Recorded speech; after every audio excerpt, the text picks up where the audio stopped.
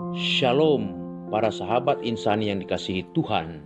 Selamat berjumpa lagi dalam channel Inspirasi Sabda Allah hari ini, Rabu 3 Juni 2020. Kita akan mendengarkan dan merenungkan Sabda Allah bersama Pastor Anton Mikael, staf Seminari Tinggi Anggi Mamiri Yogyakarta. Selamat mendengarkan dan merenungkan. Shalom saudara-saudara terkasih. Salam jumpa dalam Inspirasi Sabda Allah hari ini, Rabu tanggal 3 Juni. Kita akan merenungkan Sabda Allah dan terlebih dahulu marilah kita berdoa. Dalam nama Bapa dan Putra dan Roh Kudus. Amin. Tuhan, kami bersyukur kepadamu untuk berkat-Mu yang Kau anugerahkan kepada kami sepanjang hidup kami hingga saat ini. Kini ya Tuhan, kami mohon berkat-Mu, bukalah hati kami sehingga kami dapat terinspirasi dari sabda-Mu hari ini, menimba sumber-sumber kehidupan dari sabda-Mu hari ini. Ini doa yang kami sampaikan kepadamu demi Kristus Tuhan dan pengantara kami. Amin. Dalam nama Bapa dan Putra dan Roh Kudus. Amin. Injil Markus bab 12 ayat 18 sampai 27 akan kita renungkan bersama-sama. Markus 12 ayat 18 sampai 27. Datanglah kepada Yesus beberapa orang Saduki yang berpendapat bahwa tidak ada kebangkitan. Mereka bertanya kepadanya, "Guru, Musa menuliskan perintah ini untuk kita. Jika seorang yang mempunyai saudara laki-laki mati dengan meninggalkan seorang istri, tetapi tidak meninggalkan anak, saudaranya harus kawin dengan istrinya itu dan membangkitkan keturunan bagi saudaranya itu. Adalah 7 orang bersaudara. Yang pertama kawin dengan seorang perempuan dan mati dengan tidak meninggalkan keturunan. Lalu yang kedua juga mengawini dia dan mati dengan tidak meninggalkan keturunan. Demikian juga dengan yang ketiga. Dan begitulah seterusnya, ketujuhnya tidak meninggalkan keturunan. Dan akhirnya sesudah mereka semua, perempuan itu pun mati. Pada hari kebangkitan, bila mana mereka bangkit, siapakah yang menjadi suami perempuan itu? Sebab ketujuhnya telah beristrikan dia." Jawab Yesus kepada mereka, "Kamu sesat justru karena kamu tidak mengerti kitab suci maupun kuasa Allah. Sebab apabila orang bangkit dari antara orang mati, orang tidak kawin dan tidak dikawinkan, melainkan hidup seperti malaikat di surga. Dan juga tentang bangkitnya orang-orang mati, tidakkah kamu baca dalam kitab Musa, dalam cerita tentang semak duri, bagaimana bunyi firman Allah kepadanya? Akulah Allah Abraham, Allah Ishak dan Allah Yakub. Ia bukan Allah orang mati, melainkan Allah orang hidup. Kamu benar-benar sesat." Demikianlah Injil Tuhan. Saudara-saudara yang terkasih, kita mendengarkan salah satu kelompok yang datang kepada Yesus adalah orang-orang Saduki. Orang-orang Saduki ini adalah orang-orang yang memegang teguh 5 kitab Musa. Hanya 5 kitab Musa yang mereka pegang teguh, sehingga mereka tidak memiliki konsep tentang kebangkitan.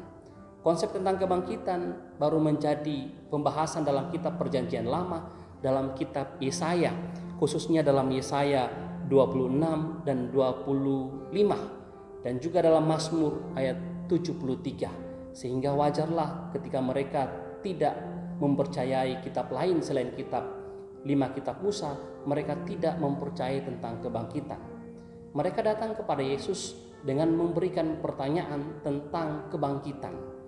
Dalam tradisi Yahudi juga dikenal ada istilah perkawinan levirat, bahwa satu keluarga harus meninggalkan keturunan.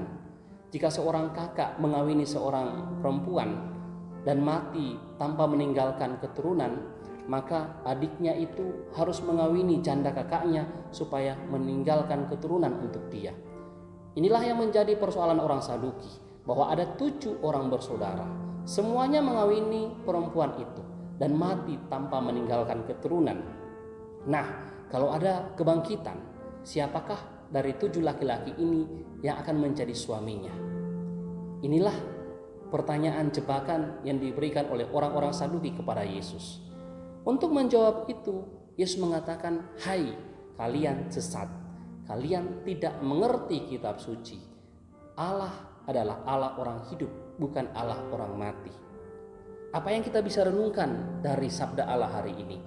Bagi saya, paling tidak ada dua hal yang bisa kita renungkan dari sabda hari ini.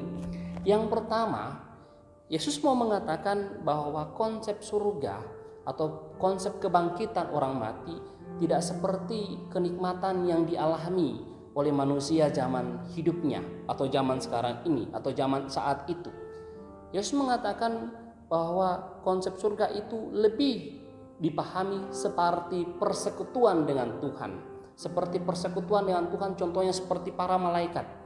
Dan Katekismus Gereja Katolik dalam artikelnya nomor 1024 dan 1025 dikatakan bahwa surga itu atau hidup di surga itu adalah hidup bersama dengan Tuhan.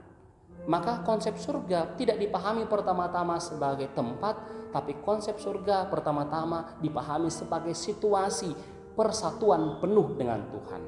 Maka jangan kita berpikir bahwa surga itu seperti di dunia ini, seperti kenikmatan yang kita alami di dunia ini. Yesus dalam Injilnya menunjukkan bahwa surga bukan pertama-tama dipahami seperti kenikmatan di dunia ini. Itu yang pertama. Yang kedua, saudara-saudara yang terkasih, Yesus menegur orang-orang Saduki dan mengatakan, "Kamu sesat, tidak mengerti kitab suci." Rupanya, saudara-saudara yang terkasih, pemahaman orang-orang Saduki tentang kitab suci membuat mereka sesat. Apa yang bisa kita renungkan? Kadang juga kita menjadi sesat karena ketidakpahaman kita, ketidakmengertian kita kepada sabda Allah. Maka pertanyaan renungan untuk kita, seberapa banyak saya dan Anda membaca sabda ini? Keseringan kita membaca sabda ini atau kesetiaan kita merenungkan sabda Allah dalam kitab suci membuat kita jauh dari kesesatan. Orang-orang Saduki sesat karena mereka tidak melihat atau salah memahami kitab suci. Maka apa yang harus kita pahami dari sini, yaitu bagaimana saya dan Anda rajin menimba inspirasi dari kitab suci. Dan juga kalau Anda tidak paham, marilah kita bertanya kepada para pastor, bruder atau suster atau siapa saja yang bisa membantu kita untuk memahami kitab suci. Inilah sabda Allah yang dapat kita renungkan pada hari ini. Mari kita tutup dengan doa. Mari kita berdoa. Dalam nama Bapa dan Putra dan Roh Kudus. Amin. Tuhan, terima kasih untuk sabda-Mu hari ini. Ajarlah kami ya Tuhan untuk semakin mengimani Engkau. Buatlah kami ya Tuhan untuk semakin tahu kehendak-Mu dalam sabda-Mu. Semoga kami Kau karuniai dengan kerajinan untuk senantiasa mencari inspirasi dari sabda-Mu. Doa ini kami sampaikan kepadamu dengan pengantaran Kristus, Tuhan dan Juru Selamat kami. Amin. Dan terimalah berkat Tuhan. Semoga saudara-saudara terkasih diberkati oleh Allah yang Maha Kuasa dalam nama Bapa dan Putra dan Roh Kudus. Amin.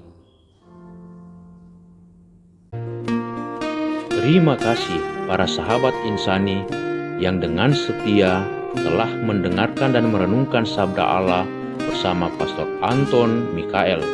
Dan kepada Pastor Anton, kami mengucapkan berlimpah terima kasih atas pelayanannya. Semoga senantiasa diberkati, diberikan kesehatan, kegembiraan dan sukacita dalam kehidupan setiap hari bersama dengan para frater di Seminari Tinggi Angin Mamiri, Yogyakarta. Amin.